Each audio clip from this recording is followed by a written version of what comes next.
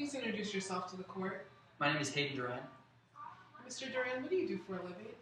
I work in informational technology for hospitals. I work here in the Midlands as a director of information technology. And how long have you lived in the Midlands? I've lived here for about 10 years now. Mr. Duran, why are you here in court today? I'm here today because of the events that happened 4 years ago on August 18th. My former next-door neighbors, the Parks, are accusing me of being responsible for that day. Well, we'll get into August 18th in a moment. I want to talk more about your family. Can you tell the jury a little bit about your family? Yeah, I live alone. I'm a single dad. I live with my son, Jesse. Jesse is 15 now. He just started high school. He's a freshman. And has it always just been you and Jesse? Yeah, it always has. I didn't decide that I wanted to start a family until about 15 years ago. I've always been really involved in my job, and it was a big step for me, and I was really excited. And how was Jesse as a child growing up? Jesse was perfect, really. Me and Jesse had so much fun. It always kind of felt like the two of us against the world. Me and Jesse had a lot of the same interests. I'm kind of a techie because of my job, and so me and Jesse really bonded over video games, actually. Now, let's talk a little bit about those video games, Mr. Duran. What kind of video games did Jesse like to play? Jesse was really interested in military-type video games. He'd always been really interested in the military ever since he was a kid. He kind of started with plastic army guys, and then as he got older, he progressed into video games. So the kinds of games he liked were military games. He liked team-based games. And what system or format, how did he play these video games? It was on an Xbox. You know, he played with a little controller. It had like joysticks and some buttons on them, and there were first-person shooters was the type of video game that Jesse liked the most. They were realistic, and he liked to kind of see through the eyes. But he controlled them with a controller, you said, correct? Yeah. He always controlled them with the regular controller. Jesse did try to talk to me once. He wanted me to buy him like a plastic gun-shaped controller, and that had the button as a trigger. And I told him that wasn't okay. I was never comfortable with that. When it's on a controller, it's one thing because it's joysticks and you're kind of moving around through that. But I didn't see any reason for Jesse to know or want to know how to hold a real gun. So that's kind of where I drew the line. Okay, Mr. Duran. Now, we've heard a lot in court today. You've been here in court today, haven't you? Yeah, I have. I've been here all day. And you've heard about some of the testimony about Jesse's conduct, correct? I have, yes. So can you tell they brought up a discipline notice. Can you tell the jury what you know about this discipline notice? Of course. The discipline notice, I got the discipline notice after an incident at school when it told me that Jesse was involved in a kind of a fight with this other kid. Jesse actually came and told me about it that same day, though, and he told me that he was just defending himself, that this other kid had been saying mean things about him and that he was just trying to stick up for himself.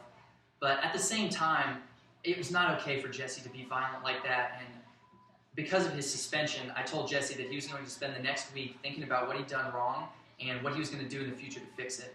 I took away his video games. I wanted him focused on what he did wrong. After that incident, nothing else ever happened, and so I trusted that Jesse understood what he did wrong. So, Mr. Duran, you mentioned a suspension. How long did the school remove him from the school? They removed him for a week, actually. I felt like that was pretty severe. I mean, the kids were just pushing each other, and they were only 11. But at the same time, I respected the school's decision, and I wanted Jesse to respect that decision too. Okay. Now, you also heard mention about a drawing that Jesse made. Yeah, I do. I remember that drawing. It was right after Jesse had gotten this new game, and he was really excited about it. He played as like a SWAT team fighting off the bad guys, and so in the drawing he said he was scaring away the bad guys. I didn't see anything wrong with that. I thought it was pretty cool that Jesse wanted to be a good guy, that he wanted to be one of the good guys, and so I put it up on the fridge for him. Now I'd like to move on to the date of August 18th. How did you know the Parks? Oh, I've known the Parks for a long time. I actually knew them before they even moved to the Midlands. I helped Andy get a job in the hospital. She worked in the same area as me, and so then I actually helped them get that house too. And had you and the Parks been friends the whole time since they moved in? Oh yeah, we had. Of course, it's hard not to be friends when your kids are such close friends. I mean, Jesse and Sydney were best friends, and they were always at each other's houses. And so we were around the parks all the time. They were great people. So now on August 18th, 2010, why was Jesse at the park's home? Well, he planned to go over there that day. Summer school had just ended, but the actual school hadn't started yet, and so we were kind of in a period in between where both me and the parks had to go to work. And so we had, usually their babysitter, Danny Brooks, was over at the park's house and watched the two kids. And that's what I thought would happen that day. And was Danny Brooks there? No, she wasn't. I was shocked to find out, honestly. She had always been there every time I went to drop the kids off before, and Andy told me that last second. Right when I got there, she said that there had been some sort of family emergency and that Danny wouldn't be able to be there that day. So, how did you react to the news of Danny not being there? I mean, I wasn't comfortable with it, but I didn't really feel like I had any other choice. I mean, she didn't give me enough notice to try and find a babysitter of my own. She just told me right before we had to leave to work. And there was a big emergency that day, so we were rushed already. So I didn't feel comfortable with it, but I had to talk with Jesse right before I dropped him off and let him know that he needed to make the right decisions, and I think he understood that. I thought he did. So, Mr. Duran, did you know that the parks had a gun? I did, yeah. Both the parks had been in the military, and so I trusted them to keep the gun safe.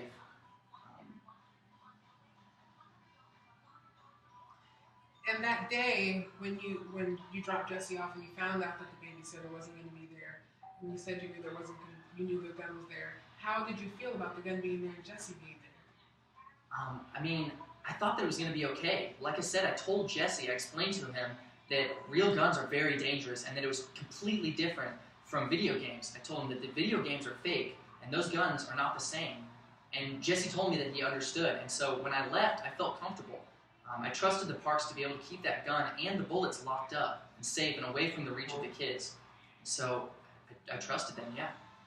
So tell me about that morning on August 18th. Well, I got a call from the police department about 45, well, I actually got a call from Jesse at about 9:45, and Jesse told me that something terrible had happened and that I had to come home right away.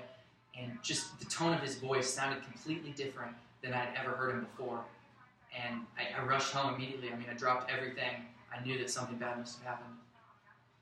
And when you arrived, can you tell the jury about what you saw? Yeah. As soon as I got back to the street, it was insane. There was police and emergency vehicles everywhere, and they were all crowded around the park's home. And I just had this sinking, terrible feeling, and I knew that something must have happened to my kid. I mean, they were there alone. I don't know what could have happened. So I rushed inside and tried to figure it out. And what did you see once you got inside? The first thing I saw sitting across the living room was Jesse. He was sitting there in a chair surrounded with police officers.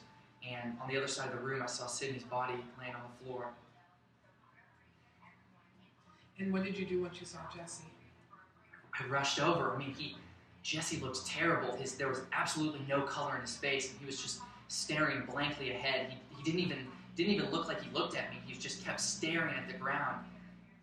And I was terrified for him.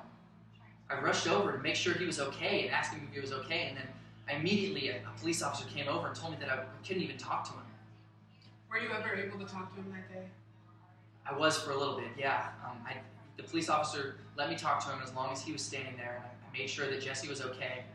I knew something terrible had happened. Thank you. No further questions, Duran.